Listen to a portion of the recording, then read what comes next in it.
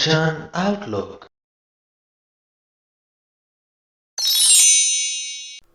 श्री गुरु ग्रंथ ਸਾਹਿਬ जी ਦੇ 370ਵੇਂ ਅੰਗ ਤੋਂ ਲੈ ਕੇ ਹੁਣ ਤੱਕ ਆਪਾਂ ਗੁਰੂ ਅਰਜਨ ਸਾਹਿਬ ਜੀ ਦੀ ਬਾਣੀ ਪੜ੍ਹਦੇ ਪਏ ਸਾਂ। 411ਵੇਂ ਅੰਗ ਦੇ ਉੱਪਰ ਤਿੰਨ ਗੁਰੂ ਸਾਹਿਬਾਨਾਂ ਦੀ ਬਾਣੀ ਵਿਰਾਜਮਾਨ ਹੈ। ਇੱਕ ਸ਼ਬਦ ਗੁਰੂ ਅਰਜਨ ਸਾਹਿਬ ਦਾ, ਇੱਕ ਸ਼ਬਦ ਗੁਰੂ ਤੇਗ ਬਹਾਦਰ ਦਾ ਤੇ ਇੱਕ ਅਸ਼ਟਪਦੀ ਗੁਰੂ ਨਾਨਕ ਸਾਹਿਬ ਦੀ ਲਿਖੀ ਹੋਈ ਆਪਾਂ ਪੜ੍ਹਨੀ ਹੈ। ਜੋ ਗੁਰੂ ਨਾਨਕ ਸਾਹਿਬ ਦੀ ਲਿਖੀ ਹੋਈ ਅਸ਼ਟਪਦੀ ਹੈ ਉਹ ਉਹਨਾਂ ਦੀ ਭਰਥਰੀ ਜੋਗੀਆਂ ਦੇ ਨਾਲ ਗੱਲਬਾਤ ਦਾ ਜ਼ਿਕਰ ਹੈ। ਜੋਗੀਆਂ ਦੇ ਨਾਲ ਗੁਰੂ ਸਾਹਿਬ ਦੀ ਵਾਰਤਾਲਾਪ ਦੇ ਵਿੱਚੋਂ ਉਹ ਅਸ਼ਟਪਦੀ ਉਪਜੀ ਹੈ। ਉਹਨਾਂ ਜੋਗੀਆਂ ਨੂੰ ਗੁਰੂ ਸਾਹਿਬ ਉਪਦੇਸ਼ ਕਰਦੇ ਨੇ, ਕਹਿੰਦੇ ਸੁਣ ਭਰਥਰ ਨਾਨਕ ਕਹੈ ਵਿਚਾਰ। ਪੂਰੀ ਅਸ਼ਟਪਦੀ ਆਪਾਂ ਅੱਜ ਦੀ ਇਸ ਵੀਡੀਓ ਦੇ ਵਿੱਚ ਪੜ੍ਹਾਂਗੇ। ਕੀ ਉਪਦੇਸ਼ ਗੁਰੂ ਸਾਹਿਬ ਉਹਨਾਂ ਜੋਗੀਆਂ ਨੂੰ ਦੇ ਰਹੇ ਨੇ, ਇਹ ਅੱਜ ਦੀ ਵੀਡੀਓ ਦੇ ਵਿੱਚ ਆਪਾਂ ਜਾਣਾਂਗੇ। ਵੀਡੀਓ ਚੰਗੀ ਲੱਗੇ ਤੇ ਅੱਗੇ ਲੋਕਾਂ ਤੱਕ ਜ਼ਰੂਰ ਪਹੁੰਚਾ ਦਿਓ। ਆਓ ਹੁਣ ਗੁਰਬਾਣੀ ਦੀ ਵਿਆਖਿਆ ਦੀ ਸ਼ੁਰੂਆਤ ਕਰਦੇ ਹਾਂ। ਆਸਾਵਰੀ ਮਹਿਲਾ ਪੰਜਵਾਂ, ਇੱਕ ਤੁਕਾ। ਓਏ ਪਰਦੇਸੀਆ ਹਾਂ ਸੁਨਤ ਸੰਦੇਸਿਆ ਹਾਂ ਰਹਾਓ। ਇਸ ਸ਼ਬਦ ਦੇ ਵਿੱਚ ਗੁਰੂ ਅਰਜਨ ਸਾਹਿਬ ਮਨੁੱਖ ਨੂੰ, ਜੀਵ ਨੂੰ ਪਰਦੇਸੀ ਕਹਿ ਕੇ ਸੰਬੋਧਨ ਕਰਦੇ ਨੇ। ਪਰਦੇਸੀ ਇਸ ਕਰਕੇ ਕਿਉਂਕਿ ਇਸ ਜਗਤ ਦੇ ਵਿੱਚ ਅਸੀਂ ਸਦਾ ਨਹੀਂ ਰਹਿਣਾ। ਇੱਥੇ ਅਸੀਂ ਚੰਦ ਦਿਨਾਂ ਲਈ, ਕਹਿ ਲਈਏ ਜਿੰਨੀ ਸਾਡੀ ਉਮਰ ਹੈ ਉਨੇ ਸਮੇਂ ਲਈ ਇਸ ਜਗਤ ਦੇ ਵਿੱਚ ਹਾਂ ਤੇ ਫਿਰ ਇੱਥੋਂ ਅਸੀਂ ਚਲੇ ਜਾਣਾ ਹੈ। ਇਸ ਕਰਕੇ ਪਰਦੇਸੀ। ਓਏ ਪਰਦੇਸੀਆ ਹਾਂ, ਜਗਤ ਦੇ ਵਿੱਚ 4 ਦਿਨਾਂ ਲਈ ਆਏ ਹੋਏ ਜੀਵ। ਸੁਨਤ ਸੰਦੇਸਿਆ ਹਾਂ, ਇਹ ਸੁਣਿਆ ਧਿਆਨ ਨਾਲ ਸੁਣ। ਜਾਸਿਓ ਰਚ ਰਹੇ ਹਾਂ ਸਭ ਕੋ ਤਜ ਗਏ ਹਾਂ। ਤੇਰੇ ਤੋਂ ਪਹਿਲਾਂ ਜਿੰਨੇ ਵੀ ਜੀਵ ਇੱਥੇ ਆਏ, ਜਿਹੜੀ ਮਾਇਆ ਦੇ ਮੋਹ ਦੇ ਵਿੱਚ ਉਹ ਫਸੇ ਰਹੇ, ਆਖਰ ਉਸ ਸਾਰੀ ਨੂੰ ਛੱਡ ਕੇ ਇੱਥੋਂ ਚਲੇ ਗਏ। ਸਭ ਕੋ ਤਜ ਗਏ ਹਾਂ। ਸੁਪਨਾ ਜਿਉ ਭਏ ਹਾਂ, ਹੁਣ ਉਹ ਜੀਵ ਸੁਪਨੇ ਵਰਗੇ ਹੋ ਗਏ ਨੇ, ਉਹਨਾਂ ਨੂੰ ਕੋਈ ਚੇਤੇ ਵੀ ਨਹੀਂ ਕਰਦਾ। ਹਰ ਨਾਮ ਜਿਨ ਲਏ, ਜਿਨ ਸ਼ਬਦ ਤੋਂ ਇੱਥੇ ਭਾਵ ਹੈ ਤੂੰ ਕਿਉਂ ਨਹੀਂ ਲੈਂਦਾ। ਤਾਂ ਜਦੋਂ ਤੇਰੇ ਤੋਂ ਪਹਿਲਾਂ ਆਏ ਹੋਏ ਸਾਰੇ ਜੀਵ ਜਿਹੜੇ ਮਾਇਆ ਦੇ ਮੋਹ ਦੇ ਵਿੱਚ ਗ੍ਰਸਤ ਰਹੇ ਤੇ ਫਿਰ ਉਸ ਮਾਇਆ ਨੂੰ ਛੱਡ ਕੇ ਚਲੇ ਗਏ, ਉਹ ਜੀਵ ਜਿਹੜੇ ਹੁਣ ਸੁਪਨੇ ਵਰਗੇ ਹੋ ਗਏ, ਤਾਂ ਤੂੰ ਪਰਮਾਤਮਾ ਦਾ ਨਾਮ ਕਿਉਂ ਨਹੀਂ ਲੈਂਦਾ, ਕਿਉਂ ਨਹੀਂ ਯਾਦ ਕਰਦਾ। ਮਾਇਆ ਦੇ ਮੋਹ ਨੂੰ ਛੱਡ ਕੇ ਪਰਮਾਤਮਾ ਦੇ ਨਾਮ ਨੂੰ ਕਿਉਂ ਨਹੀਂ ਯਾਦ ਕਰਦਾ। ਹਰ ਤਜ ਅਨ ਲੱਗੇ ਹਾਂ, ਜਨਮ ਹੈ ਮਰ ਭਗੇ ਹਾਂ। ਜਿਹੜੇ ਵੀ ਮਨੁੱਖ ਪਰਮਾਤਮਾ ਦੇ ਨਾਮ ਨੂੰ ਭੁਲਾ ਕੇ, ਹਰ ਤਜ, ਹਰ ਨਾਮ ਨੂੰ ਤਜ ਕੇ, ਭੁਲਾ ਕੇ, ਵਿਸਾਰ ਕੇ, ਅਨ ਲੱਗੇ ਹਾਂ, ਹੋਰ ਪਦਾਰਥਾਂ ਦੇ ਮੋਹ ਦੇ ਵਿੱਚ ਲੱਗੇ ਹੋਏ ਨੇ, ਫਸੇ ਹੋਏ ਨੇ। ਜਨਮ ਹੈ ਮਰ ਭਗੇ ਹਾਂ, ਉਹ ਜਨਮ ਮਰਨ ਦੇ ਗੇੜ ਵਿੱਚ ਭਟਕਦੇ ਰਹਿੰਦੇ ਨੇ। ਹਰ ਹਰ ਜਨ ਲਹੇ ਹਾਂ, ਜੀਵਤ ਸੇ ਰਹੇ ਹਾਂ। ਜਿਨ੍ਹਾਂ ਜਿਨ੍ਹਾਂ ਨੇ ਵੀ ਉਸ ਪਰਮਾਤਮਾ ਨੂੰ ਲੱਭ ਲਿਆ ਹੈ, ਪਰਮਾਤਮਾ ਦੇ ਨਾਲ ਸਾਂਝ ਪਾ ਲਈ ਹੈ, ਉਹ ਜੀਵਤ ਨੇ, ਉਹ ਆਤਮਿਕ ਤੌਰ ਤੇ ਸੁਚੇਤ ਨੇ, ਆਤਮਿਕ ਜੀਵਨ ਦੇ ਉਹ ਮਾਲਕ ਨੇ। ਜਿਸੈ ਕਿਰਪਾਲ ਹੋਏ ਹਾਂ ਨਾਨਕ ਭਗਤ ਸੋਏ। ਪਰ ਜੀਵਾਂ ਦੇ ਵੱਸ ਦੀ ਗੱਲ ਨਹੀਂ। ਜਿਸ ਜੀਵ ਦੇ ਉੱਪਰ, ਜਿਸ ਮਨੁੱਖ ਦੇ ਉੱਪਰ ਉਹ ਪਰਮਾਤਮਾ ਕਿਰਪਾਲ ਹੋ ਜਾਏ, ਦਇਆਵਾਨ ਹੋ ਜਾਏ, ਉਹੀ ਜੀਵ, ਉਹੀ ਮਨੁੱਖ ਉਸ ਪਰਮਾਤਮਾ ਦਾ ਭਗਤ ਬਣਦਾ ਹੈ। ਇੱਕ ਓੰਕਾਰ ਸਤਿਗੁਰ ਪ੍ਰਸਾਦ। ਰਾਗ ਆਸਾ ਮਹਿਲਾ ਨੌਵਾਂ। ਬਿਰਥਾ ਕਹੋ ਕੌਣ ਸਿਓ ਮਨ ਕੀ, ਲੋਭ ਗ੍ਰਸਿਓ ਦਸ ਹੂੰ ਦਿਸ਼ ਧਾਵਤ, ਆਸਾ ਲਾਗਿਓ ਧਨ ਕੀ ਰਹਾਓ। ਗੁਰੂ ਤੇਗ ਬਹਾਦਰ ਸਾਹਿਬ ਕਹਿੰਦੇ, ਹੇ ਭਾਈ, ਮੈਂ ਇਸ ਮਨੁੱਖੀ ਮਨ ਦੀ ਭੈੜੀ ਹਾਲਤ ਕਿਸ ਨੂੰ ਦੱਸਾਂ। ਹਰੇਕ ਮਨੁੱਖ ਦਾ ਇਹੀ ਹਾਲ ਹੈ, ਲੋਭ ਵਿੱਚ ਫਸਿਆ ਹੋਇਆ ਹੈ। ਲੋਭ ਗ੍ਰਸਿਓ ਦਸ ਹੂੰ ਦਿਸ਼ ਧਾਵਤ, ਲੋਭ ਦੇ ਵਿੱਚ ਫਸਿਆ ਹੋਇਆ ਇਹਦਾ ਮਨ ਦਸੀਂ ਪਾਸੀਂ ਦੌੜਦਾ ਰਹਿੰਦਾ ਹੈ। ਆਸਾ ਲਾਗਿਓ ਧਨ ਕੀ, ਕਾਹਦੇ ਲਈ ਦੌੜਦਾ ਹੈ? ਧਨ ਜੋੜਨ ਦੇ ਲਈ। ਧਨ ਨੂੰ ਜੋੜਨ ਦੀ, ਇਕੱਠਾ ਕਰੀ ਜਾਣ ਦੀ ਤ੍ਰਿਸ਼ਨਾ ਇਹਨੂੰ ਚੰਬੜੀ ਰਹਿੰਦੀ ਹੈ, ਹੋੜ ਲੱਗੀ ਹੋਈ ਹੈ। ਜ਼ਿਆਦਾ ਤੋਂ ਜ਼ਿਆਦਾ ਧਨ ਇਕੱਠਾ ਕਰ ਲਿਆ ਜਾਵੇ। ਸੁਖ ਕੈ ਹੇਤ ਬਹੁਤ ਦੁੱਖ ਪਾਵਤ, ਸੇਵ ਕਰਤ ਜਨ ਜਨ ਕੀ। ਬਹੁਤ ਵੱਡੀ ਗੱਲ ਗੁਰੂ ਸਾਹਿਬ ਇਸ ਪੰਕਤੀ ਦੇ ਵਿੱਚ ਕਹਿ ਜਾਂਦੇ ਨੇ, ਸੁਖ ਕੈ ਹੇਤ ਬਹੁਤ ਦੁੱਖ ਪਾਵਤ, ਸੇਵ ਕਰਤ ਜਨ ਜਨ ਕੀ। ਸੁੱਖ ਹਾਸਲ ਕਰਨ ਵਾਸਤੇ ਧਿਰ ਧਿਰ ਦੀ ਖੁਸ਼ਾਮਦ ਕਰਦਾ ਫਿਰਦਾ ਹੈ, ਜਨ ਜਨ ਦੀ ਖੁਸ਼ਾਮਦ ਕਰਦਾ ਫਿਰਦਾ ਹੈ, ਸੇਵਾ ਕਰਦਾ ਫਿਰਦਾ ਹੈ ਸੁੱਖ ਪ੍ਰਾਪਤੀ ਦੇ ਲਈ। ਤੇ ਉਹ ਜੋ ਪ੍ਰਕਿਰਿਆ ਹੈ ਸੁੱਖ ਪ੍ਰਾਪਤੀ ਦੀ, ਉਸ ਪ੍ਰਕਿਰਿਆ ਦੇ ਦੌਰਾਨ ਅਨੇਕਾਂ ਹੀ ਦੁੱਖ ਸਹਾਰਦਾ ਹੈ। ਫਰਕ ਹੈ, ਦੇਖੋ ਕੁਝ ਹਾਸਲ ਕਰਨ ਦੇ ਲਈ ਅਸੀਂ ਇੱਕ ਪ੍ਰਕਿਰਿਆ ਦੇ ਵਿੱਚੋਂ ਗੁਜ਼ਰਦੇ ਹਾਂ ਤੇ ਪ੍ਰਕਿਰਿਆ ਨੂੰ ਸਮਾਪਤ ਕਰਨ ਉਪਰੰਤ ਅਸੀਂ ਉਹ ਚੀਜ਼ ਹਾਸਲ ਕਰ ਲੈਂਦੇ ਹਾਂ। ਜੇ ਦੁਨਿਆਵੀ ਸੰਦਰਭ ਦੀ ਗੱਲ ਕਰੀਏ, ਮਾਇਕ ਪਦਾਰਥਾਂ ਦੀ ਗੱਲ ਕਰੀਏ, ਦੁਨਿਆਵੀ ਸੁੱਖ ਦੀ ਗੱਲ ਕਰੀਏ, ਤਾਂ ਜਿਹੜੀ ਪ੍ਰਕਿਰਿਆ ਦੇ ਵਿੱਚ ਦੀ ਅਸੀਂ ਗੁਜ਼ਰਦੇ ਹਾਂ ਉਹ ਪ੍ਰਕਿਰਿਆ ਸਾਡੇ ਲਈ ਕੁਝ ਹੱਦ ਤੱਕ ਹੀ ਸਹੀ ਦੁੱਖਦਾਇਕ ਹੁੰਦੀ ਹੈ। ਇੱਕ ਸਰਲ ਜਿਹੀ ਉਦਾਹਰਨ ਲੈਂਦੇ ਹਾਂ, ਕਿਸੇ ਨੇ ਕੋਈ ਵੱਡਾ ਘਰ ਖਰੀਦਣਾ ਹੈ, ਕੋਈ ਵੱਡੀ ਗੱਡੀ ਲੈਣੀ ਹੈ, ਕਾਰ ਲੈਣੀ ਹੈ, ਜਾਂ ਕੁਝ ਵੀ ਕੀਮਤੀ ਚੀਜ਼ ਲੈਣੀ ਹੈ ਜਿਹਦੇ 'ਤੇ ਬਹੁਤ ਜ਼ਿਆਦਾ ਧਨ ਖਰਚ ਹੋਣਾ ਹੈ, ਉਹਦੇ ਕੋਲੇ ਉਹ ਧਨ ਹੈ ਨਹੀਂ। ਉਸ ਧਨ ਨੂੰ ਕਮਾਉਣ ਦੀ ਖਾਤਰ ਉਹ ਬੜੇ ਪਾਪੜ ਵੇਲਦਾ ਹੈ, ਵੱਧ ਤੋਂ ਵੱਧ ਕੰਮ ਕਰਦਾ ਹੈ, ਇੱਕ ਦਿਨ ਦੇ ਵਿੱਚ 10-10 12-12 ਘੰਟੇ ਕੰਮ ਕਰ ਰਿਹਾ ਤਾਂ ਕਿ ਉਹ ਉਨਾ ਪੈਸਾ ਜੋੜ ਸਕੇ।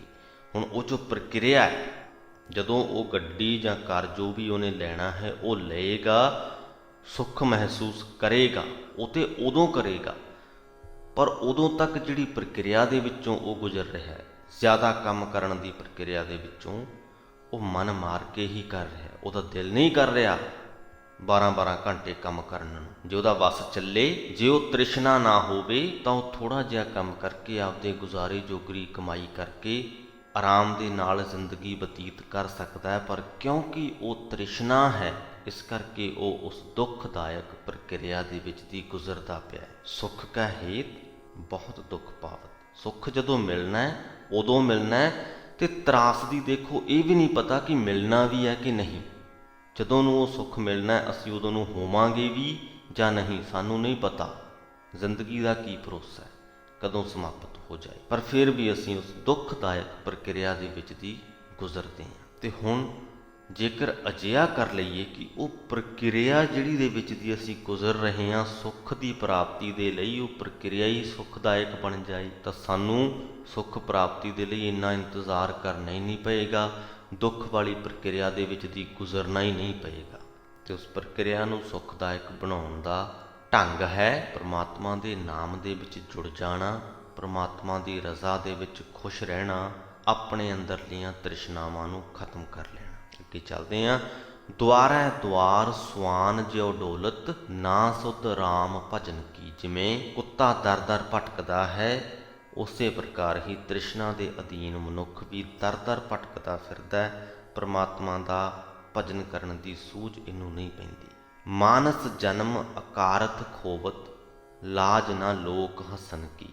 ਅਕਾਰਥ ਤੋਂ ਭਾਵ ਵਿਅਰਥ, ਇਹ ਆਪਣਾ ਇਹ ਕੀਮਤੀ ਮਨੁੱਖਾ ਜਨਮ ਵਿਅਰਥ ਹੀ ਗਵਾ ਲੈਂਦਾ ਹੈ। ਇਹਦੇ ਲਾਲਚ ਦੇ ਕਾਰਨ ਜੋ ਲੋਕ ਇਹਦੇ ਵੱਲ ਹੱਸ ਰਹੇ ਨੇ, ਹਾਸੇ ਮਖੌਲ ਕਰਦੇ ਪਏ ਨੇ, ਉਹਨਾਂ ਦੀ ਵੀ ਇਹਨੂੰ ਸ਼ਰਮ ਨਹੀਂ ਆਉਂਦੀ। ਨਾਨਕ ਹਰ ਜਸ ਕਿਉਂ ਨਾਹੀ ਗਾਵਤ, ਕੁਮਤ ਬਿਨਾਸੈ ਤਨ ਕੀ। ਇਹ ਨਾਨਕ ਆਖ, ਇਹ ਜੀਵ ਤੂੰ ਪ੍ਰਮਾਤਮਾ ਦੀ ਸਿਫਤ ਸਲਾਹ ਕਿਉਂ ਨਹੀਂ ਕਰਦਾ। ਸਿਫਤ ਸਲਾਹ ਦੀ ਬਰਕਤ ਨਾਲ ਹੀ ਤੇਰੀ ਇਹ ਖੋਟੀ ਮੱਤ ਦੂਰ ਹੋ ਸਕਦੀ ਹੈ। ਰਾਗ ਆਸਾ ਮਹਿਲਾ ਪਹਿਲਾ ਅਸ਼ਟਪਦੀਆਂ। ਘਰ ਦੂਜਾ ਇੱਕ ਓੰਕਾਰ ਸਤਿਗੁਰ ਪ੍ਰਸਾਦ। ਇਹ ਜੋ ਅਸ਼ਟਪਦੀ ਹੈ ਇਹਦੇ ਅਖੀਰ ਦੇ ਵਿੱਚ ਗੁਰੂ ਸਾਹਿਬ ਨੇ ਲਿਖਿਆ ਹੈ ਕਿ ਸੁਣ ਭਰਥਰ ਨਾਨਕ ਕਹੈ ਵਿਚਾਰ, ਜਿਸ ਤੋਂ ਸਾਨੂੰ ਪਤਾ ਲੱਗਦਾ ਹੈ ਕਿ ਇਹ ਅਸ਼ਟਪਦੀ ਦੇ ਵਿੱਚ ਜੋ ਗੱਲਬਾਤ ਹੈ ਗੁਰੂ ਸਾਹਿਬ ਭਰਥਰ ਜੋਗੀ ਨੂੰ ਸੰਬੋਧਨ ਕਰਦੇ ਹੋਏ ਕਹਿ ਰਹੇ ਨੇ। ਉੱਤਰ ਅਵ ਘਟ ਸਰਵਰ ਨਾਵੈ, ਬਕੈ ਨਾ ਬੋਲੈ ਹਰ ਗੁਣ ਗਾਵੈ। ਜੋ ਜੋਗੀ ਲੋਕ ਨੇ ਪਹਾੜਾਂ ਦੇ ਵਿੱਚ ਰਹਿੰਦੇ ਨੇ, ਪਹਾੜਾਂ ਤੋਂ ਨੀਚੇ ਉਤਰ ਕੇ ਕਿਸੇ ਤੀਰਥ ਸਰੋਵਰ ਦੇ ਵਿੱਚ ਇਸ਼ਨਾਨ ਕਰਦੇ ਨੇ ਤੇ ਇਹਨੂੰ ਪੁੰਨ ਕਰਮ ਸਮਝਦੇ ਨੇ। ਉਹਨਾਂ ਦੇ ਲਈ ਗੁਰੂ ਸਾਹਿਬ ਕਹਿੰਦੇ ਨੇ ਉੱਤਰ ਅਵ ਘਟ ਸਰਵਰ ਨਾਵੈ। ਕਹਿੰਦੇ ਪਹਾੜ ਤੋਂ ਉਤਰ ਕੇ ਸਰੀਰਕ ਤੌਰ ਤੇ ਸਰੋਵਰ ਦੇ ਵਿੱਚ ਇਸ਼ਨਾਨ ਕਰਨ ਦੀ ਬਜਾਏ ਆਪਣੇ ਹੰਕਾਰ ਰੂਪੀ ਪਹਾੜ ਤੋਂ ਉਤਰੋ, ਹੰਕਾਰ ਦੀ ਚੋਟੀ ਤੋਂ ਥੱਲੇ ਉਤਰੋ ਸਤ ਸੰਗ ਰੂਪ ਸਰੋਵਰ ਦੇ ਵਿੱਚ ਆਪਣੀ ਆਤਮਾ ਦਾ ਇਸ਼ਨਾਨ ਕਰਾਵੋ। ਜਿਹੜਾ ਮਨੁੱਖ ਇੰਜ ਕਰਦਾ ਹੈ, ਬੱਕਾ ਨਾ ਬੋਲੈ ਹਰ ਗੁਣ ਗਾਵੈ, ਉਹ ਵਿਅਰਥ ਨਹੀਂ ਬੋਲਦਾ, ਸਦਾ ਪ੍ਰਮਾਤਮਾ ਦੇ ਗੁਣ ਗਾਉਂਦਾ ਰਹਿੰਦਾ ਹੈ। ਜਲ ਆਕਾਸ਼ੀ ਸੁਨ ਸਮਾਵੈ, ਰਸ ਸਤ ਝੋਲ ਮਹਾਰਸ ਪਾਵੈ। ਉਹਦੇ ਅੰਦਰ ਸੁੰਨ ਵਰਤ ਜਾਂਦੀ ਹੈ ਮਾਇਕ ਤ੍ਰਿਸ਼ਨਾਵਾਂ ਵੱਲੋਂ। ਜਿਵੇਂ ਸਮੁੰਦਰ ਦਾ ਜਲ ਸੂਰਜ ਦੀ ਤਪਸ਼ ਦੀ ਮਦਦ ਦੇ ਨਾਲ ਉੱਚਾ ਉੱਠ ਕੇ ਆਕਾਸ਼ਾਂ ਦੇ ਵਿੱਚ ਉਡਾਰੀਆਂ ਲਾਉਂਦਾ ਹੈ, ਉਸੇ ਪ੍ਰਕਾਰ ਹੀ ਪ੍ਰਮਾਤਮਾ ਦੀ ਸਿਫਤ ਸਲਾਹ ਦੇ ਨਾਲ ਆਪਣੇ ਅੰਦਰ ਵਸਦੇ ਹੋਏ ਨਾਮ ਰਸ ਨੂੰ ਉਹ ਮਨੁੱਖ ਹਿਲਾ ਲੈਂਦਾ ਹੈ ਤੇ ਉਹਦਾ ਮਨ, ਉਹਦੀ ਆਤਮਾ ਆਕਾਸ਼ਾਂ ਦੇ ਵਿੱਚ ਉਡਾਰੀਆਂ ਲਾਉਣ ਲੱਗਦੀ ਹੈ। ਸਾਡੇ ਮਨ ਵਿੱਚ ਨਾਮ ਰਸ ਦਾ ਮਹਾ ਸਮੁੰਦਰ ਵਸਿਆ ਹੋਇਆ ਹੈ, ਉਹਨੂੰ ਹਿਲਾਉਣਾ ਹੈ। ਉਹ ਹਿੱਲਣਾ ਤਾਂ ਹੈ ਜੇ ਅਸੀਂ ਪ੍ਰਭੂ ਦੇ ਨਾਲ ਆਪਣੀ ਪ੍ਰੀਤ ਪਾਈਏ, ਪ੍ਰਮਾਤਮਾ ਦੀ ਸਿਫਤ ਸਲਾਹ ਦੇ ਵਿੱਚ ਆਪਣੇ ਚਿੱਤ ਨੂੰ ਜੋੜੀਏ, ਤੇ ਫਿਰ ਸਾਡੀ ਆਤਮਾ ਆਕਾਸ਼ਾਂ ਦੇ ਵਿੱਚ ਉਡਾਰੀਆਂ ਲਾਏਗੀ। ਐਸਾ ਗਿਆਨ ਸੁਨੋ ਅਬ ਮੋਰੇ, ਭਰਪੁਰ ਧਾਰ ਰਹਿਆ ਸਭ ਠੌਰੇ ਰਹਾਓ। ਅਬ ਮੋਰੇ ਤੋਂ ਭਾਵ ਹੀ ਮੇਰੇ ਮਨ। ਗੁਰੂ ਸਾਹਿਬ ਕਹਿੰਦੇ ਹੀ ਮੇਰੇ ਮਨ, ਪ੍ਰਮਾਤਮਾ ਨਾਲ ਡੂੰਘੀ ਸਾਂਝ ਪਾਉਣ ਦੀ ਇਹ ਗੱਲ ਸੁਣ ਕਿ ਪ੍ਰਮਾਤਮਾ ਹਰ ਥਾਂ ਭਰਪੂਰ ਹੈ ਤੇ ਹਰ ਥਾਂ ਹਰ ਜੀਵ ਨੂੰ ਸਹਾਰਾ ਦੇ ਰਿਹਾ ਹੈ। ਸੱਚ ਵਰਤ ਨੇਮ ਨਾ ਕਾਲ ਸੰਤਾਵੈ, ਸਤਿਗੁਰ ਸ਼ਬਦ ਕ੍ਰੋਧ ਜਲਾਵੈ। ਜਿਸ ਮਨੁੱਖ ਨੇ ਪ੍ਰਮਾਤਮਾ ਦੇ ਨਾਮ ਨੂੰ ਆਪਣੀ ਨਿੱਤ ਦੀ ਕਿਰਤ ਕਮਾਈ ਬਣਾ ਲਿਆ, ਨਿੱਤ ਦੀ ਕਰਨੀ ਬਣਾ ਲਿਆ, ਉਹਨੂੰ ਕਾਲ ਨਹੀਂ ਸਤਾਉਂਦਾ, ਉਹਨੂੰ ਮੌਤ ਦਾ ਡਰ ਤੰਗ ਨਹੀਂ ਕਰਦਾ ਤੇ ਨਾ ਹੀ ਉਹਨੂੰ ਆਤਮਿਕ ਮੌਤ ਆਉਣ ਦਾ ਖਤਰਾ ਰਹਿ ਜਾਂਦਾ ਹੈ। ਸਤਿਗੁਰੂ ਦੇ ਸ਼ਬਦਾਂ ਦੇ ਵਿੱਚ ਚਿੱਤ ਜੋੜ ਕੇ, ਗੁਰੂ ਦੀ ਬਾਣੀ ਦੇ ਵਿੱਚ ਚਿੱਤ ਜੋੜ ਕੇ ਉਹ ਆਪਣੇ ਅੰਦਰੋਂ ਕ੍ਰੋਧ ਨੂੰ ਸਾੜ ਦਿੰਦਾ ਹੈ। ਗਗਨ ਨਿਵਾਸ ਸਮਾਧ ਲਗਾਵੈ, ਪਾਰਸ ਪਰਸ ਪਰਮ ਪਦ ਪਾਵੈ। ਉੱਚੇ ਆਤਮਿਕ ਮੰਡਲ ਦੇ ਵਿੱਚ ਨਿਵਾਸ ਦੇ ਰਾਹੀਂ ਉਹ ਪ੍ਰਭੂ ਚਰਨਾਂ ਵਿੱਚ ਜੁੜਿਆ ਰਹਿੰਦਾ ਹੈ, ਸਮਾਧੀ ਲਾਈ ਰੱਖਦਾ ਹੈ। ਪਾਰਸ ਰੂਪ ਗੁਰੂ ਦੇ ਚਰਨਾਂ ਨੂੰ ਛੋਹ ਕੇ ਉਹ ਪਰਮ ਪਦ, ਉੱਚਾ ਆਤਮਿਕ ਦਰਜਾ ਹਾਸਲ ਕਰ ਲੈਂਦਾ ਹੈ। ਸੋ ਇੰਨੀਆਂ ਕੁ ਪੰਕਤੀਆਂ ਦਾ ਜੇ ਅਸੀਂ ਸਾਰ ਕਰ ਲਈਏ ਤਾਂ ਉਹ ਇਹ ਹੈ ਕਿ ਜੇ ਅਸੀਂ ਆਪਣੇ ਮਨ ਨੂੰ ਆਕਾਸ਼ਾਂ ਦੇ ਵਿੱਚ ਉਡਾਰੀਆਂ ਲਗਵਾਉਣੀਆਂ ਨੇ, ਜੇ ਅਸੀਂ ਆਪਣੇ ਅੰਦਰੋਂ ਕ੍ਰੋਧ ਨੂੰ ਸਾੜਨਾ ਹੈ, ਜੇ ਉੱਚਾ ਆਤਮਿਕ ਦਰਜਾ ਹਾਸਲ ਕਰਨਾ ਹੈ ਤਾਂ ਪ੍ਰਮਾਤਮਾ ਦੇ ਨਾਮ ਨੂੰ ਸਾਨੂੰ ਸਾਡੀ ਨਿੱਤ ਦੀ ਕਿਰਤ ਕਮਾਈ ਬਣਾਉਣਾ ਪਏਗਾ। ਹੰਕਾਰ ਦੀ ਘਾਟੀ ਤੋਂ ਸਾਨੂੰ ਨੀਚੇ ਉਤਰਨਾ ਪਵੇਗਾ। ਸਤ ਸੰਗ ਰੂਪ ਸਰੋਵਰ ਦੇ ਵਿੱਚ ਚੁੱਪੀ ਲਾਉਣੀ ਪਵੇਗੀ। ਸੱਚ ਮਨ ਕਾਰਨ ਤਤ ਵਿਲੋਪ ਹੈ। ਹੇ ਜੋਗੀ, ਜਿਹੜਾ ਮਨੁੱਖ ਆਪਣੇ ਮਨ ਨੂੰ ਵਸ ਵਿੱਚ ਕਰਨ ਦੇ ਲਈ, ਮਨ ਕਾਰਨ ਭਾਵ ਆਪਣੇ ਮਨ ਨੂੰ ਵਸ ਵਿੱਚ ਕਰਨ ਦੇ ਲਈ, ਤੇ ਸੱਚ ਤੋਂ ਭਾਵ ਉਸ ਸਦਾ ਥਿਰ ਰਹਿਣ ਵਾਲੇ ਪ੍ਰਮਾਤਮਾ ਨੂੰ ਚੇਤੇ ਦੇ ਵਿੱਚ ਰੱਖਣਾ। ਕਿ ਜਿਹੜਾ ਮਨੁੱਖ ਆਪਣੇ ਮਨ ਨੂੰ ਵਸ ਵਿੱਚ ਕਰਨ ਦੇ ਲਈ ਸਦਾ ਥਿਰ ਪ੍ਰਭੂ ਨੂੰ ਚੇਤੇ ਰੱਖਦਾ ਹੈ, ਮੁੜ ਮੁੜ ਯਾਦ ਕਰਦਾ ਹੈ ਤੇ ਨਾਲ ਦੀ ਨਾਲ ਕੀ ਕਰਦਾ ਹੈ, ਤਤ ਵਿਲੋਪ ਹੈ, ਅਸਲੇ ਪ੍ਰਭੂ ਦੀ ਭਾਲ ਕਰਦਾ ਹੈ, ਅਸਲੀਅਤ ਨੂੰ ਪਛਾਣਨ ਦੀ ਕੋਸ਼ਿਸ਼ ਕਰਦਾ ਹੈ, ਜਾਣਨ ਦੀ ਕੋਸ਼ਿਸ਼ ਕਰਦਾ ਹੈ। ਸਾਡੇ ਮਨੁੱਖੇ ਜਨਮ ਦੀ ਅਸਲੀਅਤ ਕੀ ਹੈ, ਇਸ ਗੱਲ ਨੂੰ ਸਮਝਣ ਦੀ ਕੋਸ਼ਿਸ਼ ਕਰਦਾ ਹੈ। ਸੁਭਰ ਸਰਵਰ ਮੈਲ ਨਾ ਧੋਵੈ। ਤੇ ਜਿਹੜਾ ਮਨੁੱਖ ਨਾਮ ਅੰਮ੍ਰਿਤ ਨਾਲ ਨਕਾ ਨਕ ਭਰੇ ਹੋਏ ਸਰੋਵਰ ਵਿੱਚ, ਜਿੱਥੇ ਕੋਈ ਵਿਕਾਰ ਆਦਿਕਾਂ ਦੀ ਮੈਲ ਨਹੀਂ ਹੈ, ਉਹ ਸਰੋਵਰ ਜਿੱਥੇ ਵਿਕਾਰਾਂ ਦੀ ਮੈਲ ਨਹੀਂ ਹੈ, ਉਸ ਨਾਮ ਸਰੋਵਰ ਦੇ ਵਿੱਚ ਜਿਹੜਾ ਮਨੁੱਖ ਆਪਣੇ ਆਪ ਨੂੰ ਧੋਂਦਾ ਹੈ। ਜੈਸਿਓ ਰਾਤਾ ਤੈਸੋ ਹੋ। ਤਾਂ ਜਿਸ ਪ੍ਰਭੂ ਦੇ ਰੰਗ ਦੇ ਵਿੱਚ ਉਹ ਰੰਗਿਆ ਹੋਇਆ, ਜਿਸ ਪ੍ਰਭੂ ਦੇ ਵਿੱਚ ਉਹਨੇ ਸੁਰਤ ਜੋੜੀ ਹੋਈ ਹੈ, ਉਹਦੇ ਵਰਗਾ ਹੀ ਉਹ ਮਨੁੱਖ ਬਣ ਜਾਂਦਾ। ਆਪੇ ਕਰਤਾ ਕਰੇ ਸੋ ਹੋਵੈ। ਤੇ ਉਹਨੂੰ ਇਸ ਗੱਲ ਦੀ ਸਮਝ ਆ ਜਾਂਦੀ ਹੈ ਕਿ ਉਹ ਪ੍ਰਮਾਤਮਾ ਆਪ ਹੀ ਜੋ ਕੁਝ ਕਰਦਾ ਹੈ ਇਸ ਜਗਤ ਦੇ ਵਿੱਚ, ਉਹੀ ਹੁੰਦਾ ਹੈ। ਗੁਰ ਹਿਵ ਸ਼ੀਤਲ ਅਗਨ ਬੁਝਾਵੈ। ਹਿਵ ਤੋਂ ਭਾਵ ਬਰਫ। ਗੁਰੂ ਨਾਨਕ ਸਾਹਿਬ ਕਹਿੰਦੇ ਕਿ ਜਿਹੜਾ ਮਨੁੱਖ ਬਰਫ਼ ਵਰਗੇ ਠੰਡੇ ਜਿਗਰੇ ਵਾਲੇ ਗੁਰੂ ਨੂੰ ਮਿਲ ਕੇ ਆਪਣੇ ਅੰਦਰੋਂ ਤ੍ਰਿਸ਼ਨਾ ਦੀ ਅੱਗ ਬੁਝਾਉਂਦਾ ਹੈ। ਹੁਣ ਇੱਥੇ ਬਰਫ਼ ਦੀ ਗੱਲ ਕਿਉਂ ਕੀਤੀ? ਕਿਉਂਕਿ ਜੋ ਜੋਗੀ ਲੋਕ ਨੇ ਪਹਾੜਾਂ ਦੇ ਵਿੱਚ ਰਹਿੰਦੇ ਨੇ, ਬਰਫੀਲੇ ਪਹਾੜਾਂ ਦੇ ਵਿੱਚ ਰਹਿੰਦੇ ਨੇ, ਤੇ ਇਸ ਤੋਂ ਅਗਲੀਆਂ ਪੰਕਤੀਆਂ ਦੇ ਵਿੱਚ ਵਿਭੂਤ ਦੀ ਤੇ ਸਿੰਘੀ ਦੀ ਵੀ ਗੱਲ ਆਉਣੀ ਹੈ, ਕਿਉਂਕਿ ਜੋਗੀ ਲੋਕ ਪਿੰਡੇ ਦੇ ਉੱਪਰ ਵਿਭੂਤ ਜਾਣੀ ਕਿ ਸੁਆਹ ਮਲਦੇ ਨੇ ਤੇ ਸਿੰਘੀ ਵਜਾਉਂਦੇ ਨੇ। ਸੋ ਇਸ ਪਹਿਲੀ ਪੰਕਤੀ ਦੇ ਵਿੱਚ ਗੁਰੂ ਸਾਹਿਬ ਕਹਿੰਦੇ ਕਿ ਜਿਹੜਾ ਮਨੁੱਖ ਬਰਫੀਲੇ ਪਹਾੜਾਂ ਦੇ ਵਿੱਚ ਰਹਿਣ ਦੀ ਬਜਾਏ ਬਰਫ਼ ਵਰਗੇ ਠੰਡੇ ਜਿਗਰੇ ਵਾਲੇ ਗੁਰੂ ਨੂੰ ਮਿਲ ਕੇ ਆਪਣੇ ਅੰਦਰੋਂ ਤ੍ਰਿਸ਼ਨਾ ਦੀ ਅੱਗ ਬੁਝਾਉਂਦਾ ਹੈ। ਸੇਵਾ ਸੁਰਤ ਵਿਭੂਤ ਚੜਾਵਾ, ਪਿੰਡੇ ਦੇ ਉੱਪਰ ਸੁਆਹ ਮਲਣ ਦੀ ਬਜਾਏ ਆਪਣੀ ਸੁਰਤ ਨੂੰ ਗੁਰੂ ਦੀ ਦੱਸੀ ਹੋਈ ਸੇਵਾ ਦੇ ਵਿੱਚ ਟਿਕਾਉਂਦਾ ਹੈ। ਇਹੀ ਉਹਦੇ ਲਈ ਵਿਭੂਤ ਹੈ। ਇਸੇ ਗੱਲ ਨੂੰ ਉਹ ਵਿਭੂਤ ਮੰਨਦਾ ਹੈ। ਦਰਸ਼ਨ ਆਪ ਸਹਿਜ ਘਰ ਆਵੈ, ਮੁਕਤੀ ਦੇ ਰਾਹ ਤੇ ਚੱਲਣ ਵਾਲੇ ਲੋਕ 6 ਭੇਖ ਧਾਰਦੇ ਨੇ। 6ਾਂ ਦੇ ਵਿੱਚੋਂ ਕੋਈ ਇੱਕ ਭੇਖ ਧਾਰਦੇ ਨੇ। ਉਹ 6 ਭੇਖ ਹਨ: ਜੋਗੀ, ਜੰਗਮ, ਸੰਨਿਆਸੀ, ਬੋਧੀ, ਸਰੇਵੜੇ ਤੇ ਬੈਰਾਗੀ। ਇੱਥੇ ਜੋ ਦਰਸ਼ਨ ਸ਼ਬਦ ਹੈ ਉਹਦਾ ਅਰਥ ਹੈ ਇਹਨਾਂ 6ਾਂ ਦੇ ਵਿੱਚੋਂ ਇੱਕ ਭੇਖ।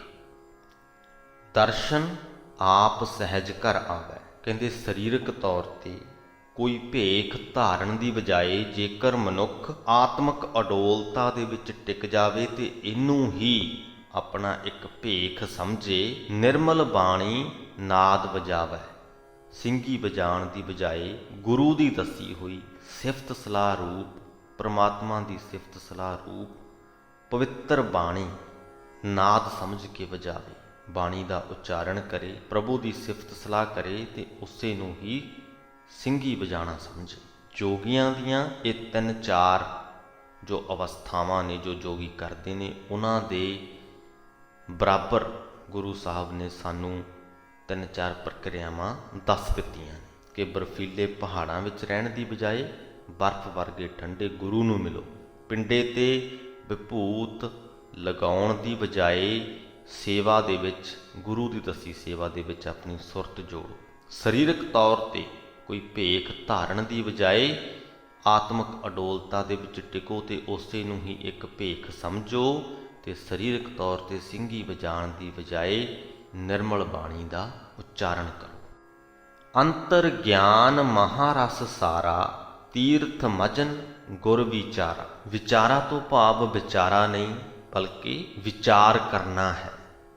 ਸੋ ਅੰਤਰ ਗਿਆਨ ਮਹਾਰਸ ਸਾਰਾ, ਜਿਸ ਮਨੁੱਖ ਨੇ ਆਪਣੇ ਅੰਦਰ ਉਸ ਪ੍ਰਭੂ ਦੇ ਨਾਲ ਸਾਂਝ ਪਾ ਲਈ, ਪ੍ਰਮਾਤਮਾ ਦੇ ਗਿਆਨ ਨੂੰ ਹਾਸਲ ਕਰ ਲਿਆ ਤੇ ਪ੍ਰਮਾਤਮਾ ਦੇ ਨਾਮ ਰੂਪੀ ਸ੍ਰੇਸ਼ਟ ਰਸ ਨੂੰ ਪੀ ਲਿਆ, ਜਿਸ ਨੇ ਸਤਿਗੁਰੂ ਦੀ ਬਾਣੀ ਦੀ ਵਿਚਾਰ ਨੂੰ ਹੀ 68 ਤੀਰਥਾਂ ਦਾ ਇਸ਼ਨਾਨ ਬਣਾ ਲਿਆ।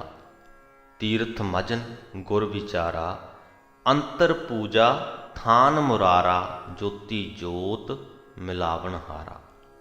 ਜਿਸ ਨੇ ਸਰੀਰਕ ਤੌਰ ਤੇ ਇੱਟਾਂ ਵੱਟਿਆਂ ਦਾ ਸੰਗਮਰਮਰ ਦਾ ਮੰਦਰ ਬਣਾਉਣ ਦੀ ਬਜਾਏ ਆਪਣੇ ਹਿਰਦੇ ਵਿੱਚ, ਆਪਣੇ ਹਿਰਦੇ ਨੂੰ ਹੀ ਪ੍ਰਮਾਤਮਾ ਦੇ ਰਹਿਣ ਦੇ ਲਈ ਮੰਦਰ ਬਣਾ ਲਿਆ ਤੇ ਆਪਣੇ ਅੰਤਰ ਆਤਮੇ ਉਸ ਪ੍ਰਮਾਤਮਾ ਦੀ ਪੂਜਾ ਕੀਤੀ, ਉਹਦੀ ਸਿਫਤ ਸਲਾਹ ਕੀਤੀ, ਉਹ ਮਨੁੱਖ ਆਪਣੀ ਜੋਤ ਨੂੰ ਪ੍ਰਮਾਤਮਾ ਦੀ ਜੋਤ ਦੇ ਵਿੱਚ ਮਿਲਾ ਲੈਂਦਾ ਹੈ, ਪ੍ਰਮਾਤਮਾ ਦੇ ਨਾਲ ਇੱਕਮਿਕ ਹੋ ਜਾਂਦਾ ਹੈ। ਆਪਣੀ ਜੋਤ ਨੂੰ ਪ੍ਰਮਾਤਮਾ ਦੀ ਜੋਤ ਨਾਲ ਮਿਲਾਉਣ ਦਾ ਕੀ ਅਰਥ ਹੈ? ਜਿਸ ਪ੍ਰਕਾਰ ਆਪਾਂ ਪਹਿਲਾਂ ਵੀ ਕਈ ਵਾਰ ਗੱਲ ਕੀਤੀ ਹੈ ਕਿ ਜੇ ਅਸੀਂ ਥੋੜ੍ਹਾ ਜਿਹਾ ਧਿਆਨ ਨਾਲ ਆਪਣੇ ਆਪ ਨੂੰ ਵਾਚਣ ਦੀ ਕੋਸ਼ਿਸ਼ ਕਰੀਏ ਤੇ ਅਸੀਂ ਵੇਖ ਸਕਦੇ ਹਾਂ ਕਿ ਸਾਡੇ ਅੰਦਰ 2 ਆਵਾਜ਼ਾਂ ਕੰਮ ਕਰਦੀਆਂ ਨੇ। ਕੋਈ ਵੀ ਕੰਮ ਕਰਨ ਤੋਂ ਪਹਿਲਾਂ ਇੱਕ ਆਵਾਜ਼ ਸਾਨੂੰ ਉਹ ਕੰਮ ਕਰਨ ਦੇ ਲਈ ਪ੍ਰੇਰਿਤ ਕਰ ਰਹੀ ਹੁੰਦੀ ਹੈ ਤੇ ਦੂਸਰੀ ਉਹ ਕੰਮ ਕਰਨ ਤੋਂ ਸਾਨੂੰ ਵਰਜ ਰਹੀ ਹੁੰਦੀ ਹੈ, ਕਹਿ ਰਹੀ ਹੁੰਦੀ ਹੈ ਕਿ ਤੂੰ ਇਹਨੂੰ ਛੱਡ ਦੇ, ਆਹ ਹੋਰ ਕੰਮ ਕਰ ਲੈ। ਹੁਣ ਜੇ ਤੇ ਜੋ ਅਸੀਂ ਕਰਨ ਜਾ ਰਹੇ ਹਾਂ ਉਹ ਦੁਨਿਆਵੀ ਅਰਥਾਂ ਦੇ ਵਿੱਚ ਵੇਖਿਆ ਇੱਕ ਬੁਰਾ ਕੰਮ ਹੈ, ਚੋਰੀ ਕਰਨ ਜਾ ਰਹੇ ਹਾਂ, ਕਿਸੇ ਨੂੰ ਕੁੱਟਣ ਮਾਰਨ ਜਾ ਰਹੇ ਹਾਂ, ਕਿਸੇ ਦੀ ਇੱਜ਼ਤ ਲੁੱਟਣ ਜਾ ਰਹੇ ਹਾਂ, ਕਿਸੇ ਨਾਲ ਵੀ ਬੁਰਾ ਸਲੂਕ ਕਰਨ ਜਾ ਰਹੇ ਹਾਂ, ਕੋਈ ਵੀ ਬੁਰਾ ਕੰਮ, ਤਾਂ ਜਿਹੜੀ ਸਾਡੀ ਆਪਣੀ ਆਵਾਜ਼ ਹੈ ਉਹ ਕਹੇਗੀ ਕਿ ਇਹ ਕੰਮ ਕਰ, ਤੇ ਜੋ ਸਾਡੇ ਅੰਦਰ ਪ੍ਰਮਾਤਮਾ ਦੀ ਆਵਾਜ਼ ਹੈ ਉਹ ਸਾਨੂੰ ਕਹੇਗੀ ਕਿ ਇਹ ਕੰਮ ਨਾ ਕਰ, ਉਹ ਸਾਨੂੰ ਅਜਿਹਾ ਕਰਨ ਤੋਂ ਵਰਜੇਗੀ। ਦੂਜੇ ਪਾਸੇ ਜੇ ਅਸੀਂ ਕੁਝ ਚੰਗਾ ਕਰਨ ਜਾ ਰਹੇ ਹਾਂ, ਕਿਸੇ ਦੀ ਸੇਵਾ ਕਰਨ ਜਾ ਰਹੇ ਹਾਂ, ਕਿਸੇ ਮੁਸੀਬਤ ਦੇ ਵਿੱਚ ਫਸੇ ਹੋਏ ਇਨਸਾਨ ਦੀ ਮਦਦ ਕਰਨ ਜਾ ਰਹੇ ਹਾਂ, ਤਾਂ ਜੋ ਪ੍ਰਮਾਤਮਾ ਦੀ ਆਵਾਜ਼ ਹੈ ਉਹ ਸਾਨੂੰ ਐਨਕਰੇਜ ਕਰੇਗੀ ਕਿ ਜਾਓ ਇਹ ਕੰਮ ਕਰੋ, ਇਹ ਚੰਗਾ ਕੰਮ ਹੈ। ਅਤੇ ਜੋ ਸਾਡੀ ਆਪਣੀ ਆਵਾਜ਼ ਹੈ ਉਹ ਕਿਤੇ ਨਾ ਕਿਤੇ ਸਾਨੂੰ ਕਹਿ ਰਹੀ ਹੋਏਗੀ ਕਿ ਛੱਡ ਪਰੇ, ਤੂੰ ਕੀ ਲੈਣਾ। ਇਹ ਜੋ ਦੋ ਵੱਖ-ਵੱਖ ਆਵਾਜ਼ਾਂ ਨੇ, ਇੱਕ ਸਾਡੀ ਆਪਣੀ ਅਤੇ ਇੱਕ ਪ੍ਰਮਾਤਮਾ ਦੀ, ਇਹੀ ਜੋਤਾਂ ਨੇ। ਸਾਡੀ ਆਵਾਜ਼ ਸਾਡੀ ਆਪਣੀ ਜੋਤ ਹੈ, ਪ੍ਰਮਾਤਮਾ ਦੀ ਆਵਾਜ਼ ਪ੍ਰਮਾਤਮਾ ਦੀ ਜੋਤ ਹੈ। ਅਤੇ ਆਪਣੀ ਜੋਤ ਨੂੰ ਪ੍ਰਮਾਤਮਾ ਦੀ ਜੋਤ ਦੇ ਵਿੱਚ ਮਿਲਾ ਲੈਣ ਦਾ ਅਰਥ ਹੈ ਇਹਨਾਂ ਦੋਨਾਂ ਆਵਾਜ਼ਾਂ ਨੂੰ ਇੱਕ ਕਰ ਲੈਣਾ। ਕੁਝ ਵੀ ਕਰਨ ਚਾਹੀਏ, ਇਹ ਦੋ ਆਵਾਜ਼ਾਂ ਹੋਣ ਹੀ ਨਾ, ਇੱਕ ਹੀ ਆਵਾਜ਼ ਹੋਵੇ ਜੋ ਸਾਨੂੰ ਸਹੀ ਦਿਸ਼ਾ ਵੱਲ ਲੈ ਕੇ ਜਾਵੇ, ਜੋ ਚੰਗਾ ਕੰਮ ਕਰਨ ਦੇ ਵਿੱਚ ਸਾਨੂੰ ਕਵੇ ਕਿ ਇਹ ਕੰਮ ਕਰ। ਦੂਜੀ ਆਵਾਜ਼ ਨਾ ਹੋਵੇ ਉੱਥੇ ਜੋ ਸਾਨੂੰ ਉਹ ਕੰਮ ਕਰਨ ਤੋਂ ਵਰਜੇ। ਅਤੇ ਜੇ ਅਸੀਂ ਮਾੜਾ ਕੰਮ ਕਰਨ ਦੇ ਲਈ ਚੱਲੀਏ ਅਤੇ ਇੱਕ ਹੀ ਆਵਾਜ਼ ਆਵੇ ਕਿ ਇਹ ਨਾ ਕਰ, ਅਤੇ ਅਸੀਂ ਰੁਕ ਜਾਈਏ, ਉੱਥੇ ਦੂਜੀ ਆਵਾਜ਼ ਨਾ ਹੋਵੇ ਕਿ ਇਹ ਕਰ ਲੈ। ਅਜਿਹਾ ਕਰ ਲਿਆ ਤਾਂ ਸਮਝੋ ਸਾਡੀ ਜੋਤ ਪ੍ਰਭੂ ਦੀ ਜੋਤ ਦੇ ਵਿੱਚ ਮਿਲ ਗਈ। ਅਤੇ ਅਜਿਹਾ ਹੋਣਾ ਕਿਵੇਂ ਹੈ? ਅੰਤਰ ਗਿਆਨ ਮਹਾਰਸ ਸਾਰਾ, ਪ੍ਰਮਾਤਮਾ ਦੇ ਗਿਆਨ ਨੂੰ ਸਮਝੀਏ, ਪ੍ਰਮਾਤਮਾ ਨੂੰ ਸਮਝੀਏ, ਉਹਦੇ ਨਾਲ ਡੂੰਘੀ ਸਾਂਝ ਪਾਈਏ। ਨਾਮ ਰਸ ਦਾ ਜੋ ਸਰੋਵਰ ਸਾਡੇ ਅੰਦਰ ਹੈ ਉਹਨੂੰ ਖੰਗਾਲੀਏ, ਉਹਨੂੰ ਰਿੜਕੀਏ। ਗੁਰੂ ਦੀ ਦੱਸੀ ਹੋਈ ਵਿਚਾਰ ਨੂੰ ਹੀ ਤੀਰਥਾਂ ਦਾ ਇਸ਼ਨਾਨ ਸਮਝੀਏ। ਆਪਣੇ ਅੰਤਰ ਆਤਮੇ ਦੇ ਵਿੱਚ ਹੀ ਪ੍ਰਮਾਤਮਾ ਦਾ ਮੰਦਰ ਬਣਾ ਲਈਏ, ਅੰਤਰ ਆਤਮੇ ਦੇ ਵਿੱਚ ਹੀ ਪ੍ਰਮਾਤਮਾ ਦੀ ਪੂਜਾ ਕਰੀਏ, ਸਿਫਤ ਸਲਾਹ ਕਰੀਏ। ਰਸ ਰਸਿਆ ਮਤ ਏਕੈ ਭਾਏ, ਤਖਤ ਨਿਵਾਸੀ ਪੰਚ ਸਮਾਏ। ਹੇ ਜੋਗੀ, ਜਿਸ ਮਨੁੱਖ ਦਾ ਮਨ ਨਾਮ ਰਸ ਵਿੱਚ ਭਿੱਜ ਜਾਂਦਾ ਹੈ, ਜਿਸ ਦੀ ਮਤ ਇੱਕ ਪ੍ਰਭੂ ਦੇ ਪ੍ਰੇਮ ਵਿੱਚ ਭਿੱਜ ਜਾਂਦੀ ਹੈ, ਉਹ ਕਾਮ ਆਦਿਕ ਪੰਜਾਂ ਵਿਕਾਰਾਂ ਨੂੰ ਮੁਕਾ ਕੇ ਅੰਤਰ ਆਤਮੇ ਅਡੋਲ ਹੋ ਜਾਂਦਾ ਹੈ। ਕਾਰ ਕਮਾਈ ਖਸਮ ਰਜਾਏ, ਅਵਿਗਤ ਨਾਥ ਨਾ ਲਖਿਆ ਜਾਏ। ਅਵਿਗਤ ਤੋਂ ਭਾਵ ਅਦ੍ਰਿਸ਼ਟ ਪ੍ਰਭੂ। ਕਾਰ ਕਮਾਈ ਖਸਮ ਰਜਾਏ, ਅਵਿਗਤ ਨਾਥ ਨਾ ਲਖਿਆ ਜਾਏ, ਭਾਵ ਕਿ ਉਹ ਮਨੁੱਖ ਖਸਮ ਪ੍ਰਭੂ ਦੀ ਰਜ਼ਾ ਦੇ ਵਿੱਚ ਤੁਰਨ ਨੂੰ ਹੀ ਆਪਣੀ ਨਿੱਤ ਦੀ ਕਮਾਈ ਬਣਾ ਲੈਂਦਾ ਹੈ, ਨਿੱਤ ਦੀ ਕਾਰ ਬਣਾ ਲੈਂਦਾ ਹੈ। ਉਹ ਮਨੁੱਖ ਉਸ ਨਾਥ ਦਾ ਰੂਪ ਹੋ ਜਾਂਦਾ ਹੈ ਜੋ ਅਦ੍ਰਿਸ਼ਟ ਹੈ, ਜਿਹਦਾ ਸਰੂਪ ਦੱਸਿਆ ਨਹੀਂ ਜਾ ਸਕਦਾ, ਭਾਵ ਕਿ ਉਹ ਮਨੁੱਖ ਪ੍ਰਮਾਤਮਾ ਦਾ ਹੀ ਰੂਪ ਹੋ ਜਾਂਦਾ ਹੈ।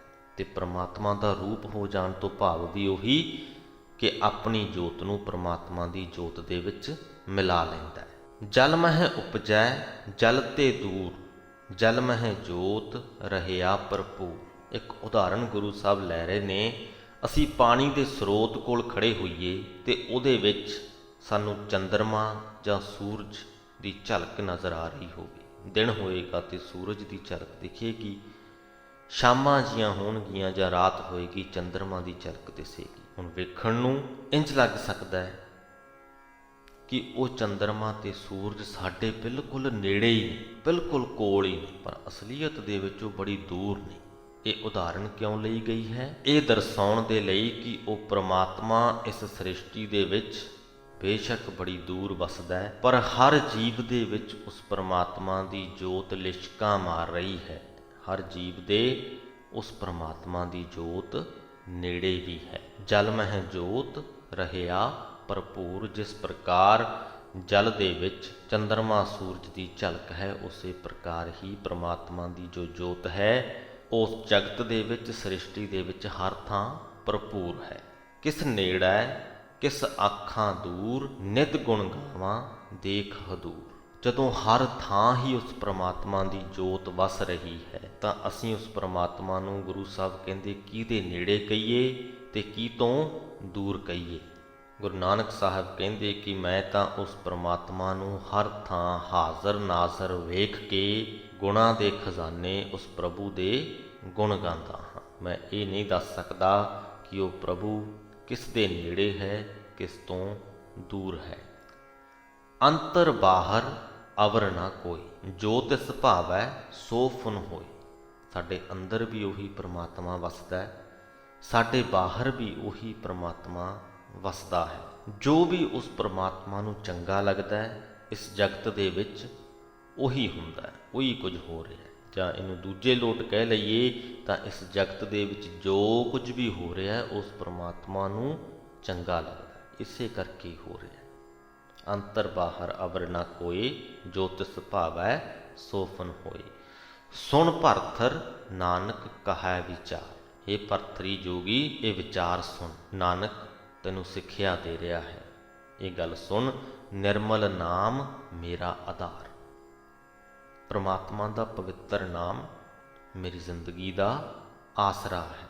ਤੁਸੀਂ ਧੰਨਵਾਦ ਦੇ ਪਾਤਰ ਹੋ ਜੇ ਇਸ ਵੇਲੇ ਤੱਕ ਇਸ ਵੀਡੀਓ ਨੂੰ ਵੇਖਿਆ ਹੈ, ਅੰਤ ਤੱਕ ਇਸ ਵੀਡੀਓ ਨੂੰ ਵੇਖਿਆ ਹੈ, ਕਿਉਂਕਿ ਅੱਜ ਦੀ ਵੀਡੀਓ ਥੋੜੀ ਲੰਬੀ ਹੋ ਗਈ ਹੈ। ਕਾਰਨ ਇਹੀ ਹੈ ਕਿ ਗੁਰੂ ਨਾਨਕ ਸਾਹਿਬ ਦੀ ਬਾਣੀ ਬਹੁਤ ਸਾਰੀਆਂ ਸਿੱਖਿਆਵਾਂ ਦੇ ਨਾਲ ਭਰਪੂਰ ਹੈ। ਇਸ ਅਸ਼ਟਪਦੀ ਦੇ ਰਾਹੀਂ ਅਸੀਂ ਬੜਾ ਹੀ ਕੁਝ ਸਿੱਖ ਲਿਆ ਹੈ। ਅੱਜ ਦੇ ਅੰਗ ਦੀ ਬਾਣੀ ਦੇ ਵਿੱਚ ਜਿੱਥੇ ਗੁਰੂ ਅਰਜਨ ਸਾਹਿਬ ਨੇ ਸਾਨੂੰ ਸਾਡੀ ਥੋੜ੍ਹੀ ਜਿਹੀ ਜ਼ਿੰਦਗੀ ਦੇ ਬਾਰੇ 'ਚ ਜਾਣੂ ਕਰਵਾਇਆ ਕਿ ਅਸੀਂ ਇਸ ਜਗਤ ਦੇ ਵਿੱਚ 4 ਦਿਨਾਂ ਦੇ ਪ੍ਰਾਹੁਣੇ ਹਾਂ, ਪਰਦੇਸੀ ਹਾਂ, ਉੱਥੇ ਹੀ ਗੁਰੂ ਤੇਗ ਬਹਾਦਰ ਸਾਹਿਬ ਨੇ ਸਾਨੂੰ ਇਸ ਗੱਲ ਤੋਂ ਜਾਣੂ ਕਰਾਇਆ ਕਿ ਕਿਵੇਂ ਸੁੱਖ ਦੀ ਪ੍ਰਾਪਤੀ ਦੇ ਲਈ ਅਸੀਂ ਇੱਕ ਦੁੱਖਦਾਇਕ ਪ੍ਰਕਿਰਿਆ ਦੇ ਵਿੱਚੋਂ ਗੁਜ਼ਰਦੇ ਹਾਂ। ਤੇ ਗੁਰੂ ਨਾਨਕ ਸਾਹਿਬ ਨੇ ਭਰਥਰੀ ਜੋਗੀ ਦੇ ਨਾਲ ਹੋਈ ਆਪਣੀ ਵਾਰਤਾਲਾਪ ਦੇ ਜ਼ਰੀਏ ਸਾਨੂੰ ਬੜੀਆਂ ਹੀ ਸਿੱਖਿਆਵਾਂ ਦੇ ਦਿੱਤੀਆਂ ਨੇ ਕਿ ਅਸੀਂ ਪ੍ਰਮਾਤਮਾ ਨੂੰ ਜਾਣੀਏ, ਪ੍ਰਮਾਤਮਾ ਦੇ ਨਾਲ ਡੂੰਘੀ ਸਾਂਝ ਕਾਇਮ ਕਰੀਏ, ਆਪਣੇ ਅੰਦਰ ਵਸਦੇ ਹੋਏ ਨਾਮ ਦੇ ਸਮੁੰਦਰ ਨੂੰ ਰਿੜਕੀਏ, ਉਹਨੂੰ ਹਿਲਾਈਏ, ਤੱਤ ਨੂੰ ਪਛਾਣੀਏ, ਅਸਲੇ ਨੂੰ ਪਛਾਣੀਏ। ਤੀਰਥਾਂ 'ਤੇ ਇਸ਼ਨਾਨ ਕਰਨ ਦੀ ਬਜਾਏ ਨਕਾ ਨਕ ਭਰੇ ਹੋਏ ਨਾਮ ਦੇ ਸਮੁੰਦਰ ਦੇ ਵਿੱਚ ਇਸ਼ਨਾਨ ਕਰੀਏ। ਫਿਰ ਜੋਗੀਆਂ ਦੁਆਰਾ ਕੀਤੀਆਂ ਜਾਣ ਵਾਲੀਆਂ ਵੱਖ-ਵੱਖ ਕਿਰਿਆਵਾਂ ਦੇ ਬਰਾਬਰ ਦੀਆਂ ਕਿਰਿਆਵਾਂ ਸਾਨੂੰ ਦੱਸੀਆਂ, ਜਿਹੜੀਆਂ ਉੱਤਮ ਨੇ, ਜਿਹੜੀਆਂ ਸਾਡੀ ਆਤਮਾ ਦੇ ਲਈ ਨੇ, ਸਾਡੇ ਮਨ ਦੇ ਲਈ ਨੇ।